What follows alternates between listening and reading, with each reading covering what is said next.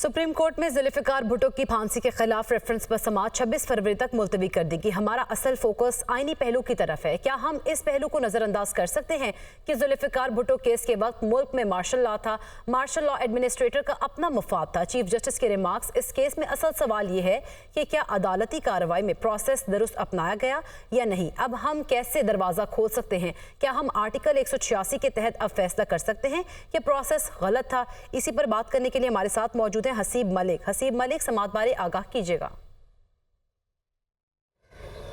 देखेंगे, जुल्फिकार अली भुट्टो की फांसी के खिलाफ जो सदारती रेफरेंस था उसके ऊपर यह आज समाअत हुई थी और chief justice of Pakistan justice Qazi Faez Isa की सरबराही में 9 रुकनी ये लार्जर बेंच था जिसने समाअत की है। आज जो है अदालती माविन मखदूम अली खान वो रोस्ट्रम पर आए थे और उनकी जानिब से दलाइल का आगाज़ किया गया था और उनकी जानिब से जस्टिस नसीम हसन शाह के इंटरव्यू के हवाले से भी दलाइल दिए गए थे। समाअत के आगाज़ में हमने देखा कि बिलावल भुट्टो जरदारी जो थे वो भी सुप्रीम कोर्ट में आए थे और वो समाअत के दौरान वहाँ पे मौजूद रहे। मखदूम अली खान की जानिब से दलाइल का आगाज़ किया गया तो जस्टिस मंसूर अली शाह की जानिब से ये पॉइंट उठाया गया, इस्तफसार किया गया कि क्या हम इस आर्टिकल 186 के तहत फैसला कर सकते हैं कि प्रोसेस जो था वो गलत था, और अगर प्रोसेस गलत था तो उसके जो रिकॉर्ड है, उसके जो फैक्ट हैं, उसको हम कैसे जो है उसकी इन्वेस्टिगेशन कर सकते हैं। तो ये पॉइंट उठाया गया था जिसके ऊपर जो मखदूम अली खान थे जो अदालती माविन थे उनकी तरफ से अदालत को आगाह किया गया कि आइन का आर्टिकल 187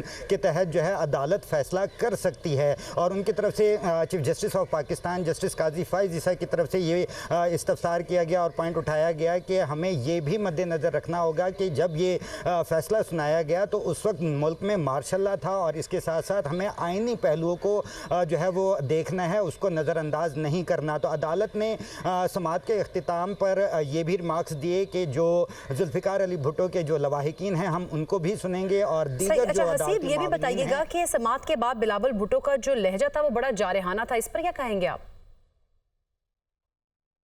जी बिल्कुल, समाअत में जब वक्फा हुआ और वक्फे के बाद जब बिलावल भुट्टो जरदारी कोर्ट रूम से बाहर आए तो उनकी तरफ से बाकायदा तौर पे मीडिया से गुफ्तगू भी की गई और सवाल जवाब का जब एक सिलसिला चल रहा था तो उस वक्त एक सवाल किया गया था सहाफ़ी की तरफ से जिसके ऊपर उनकी तरफ से बड़ा जारहाना जो है एक अंदाज़ इख्तियार किया गया और उनकी तरफ से यही मौक़िफ़ था कि इंसाफ के लिए आए हैं और इन अदालतों से यकीन है कि वो इंसाफ भी मिलेगा।